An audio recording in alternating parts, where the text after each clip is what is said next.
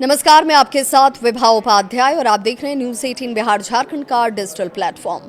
पश्चिम Asia में एक बार फिर से हालात बेहद तनावपूर्ण हो गए। मंगलवार रात ईरान ने अमेरिकी सैन्य ठिकानों को निशाना बनाते हुए मिसाइलों और ड्रोन की नई खेप दाग दी, जिसके बाद पूरे खाड़ी क्षेत्र में सुरक्षा अलर्ट जारी कर दिया गया।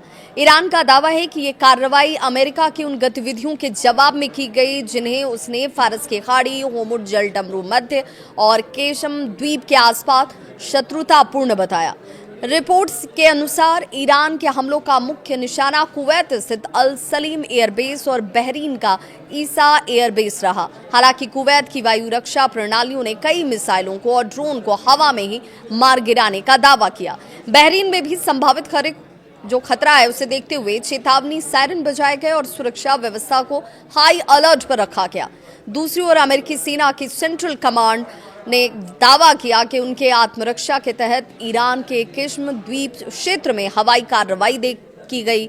अमेरिकी सेना का यह भी कहना है कि उसने कई ईरानी मिसाइल और ड्रोन हमलों को सफलतापूर्वक नाकाम कर दिया। इस बीच कुछ रिपोर्ट्स ये भी दावा करती हैं कि अमेरिकी एयर डिफेंस सिस्टम द्वारा दागी गई एक इंटरसेप्टर मिसाइल अपने लक्ष्य को भेदने में असफल रही और एक गैर सैन्य क्षेत्र में जाकर गिरी। हालांकि इस संबंध में आधिकारिक कोई पुष्टि तो नहीं हुई है।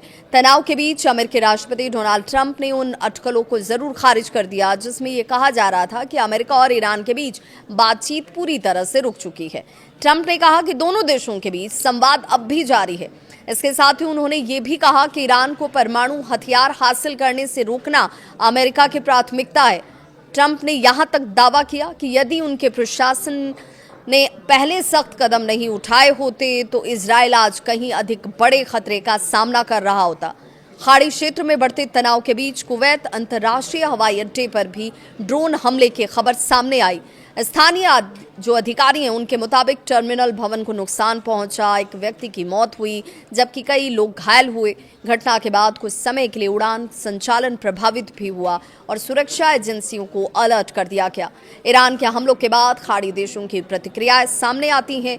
कतर और संयुक्त अरब अमीरात ने कुवैत और बहरीन पर हमलों की कड़ी निंदा की।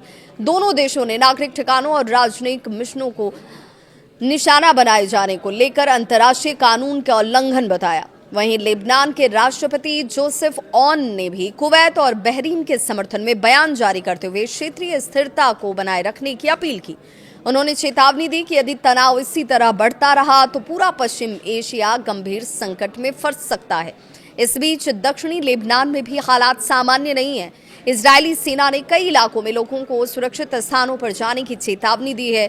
इजरायल का यह भी आरोप है कि हिजबुल्लाह ने युद्ध विराम का उल्लंघन किया है, जिसके दबाव में सैन्य कार्रवाई जारी है।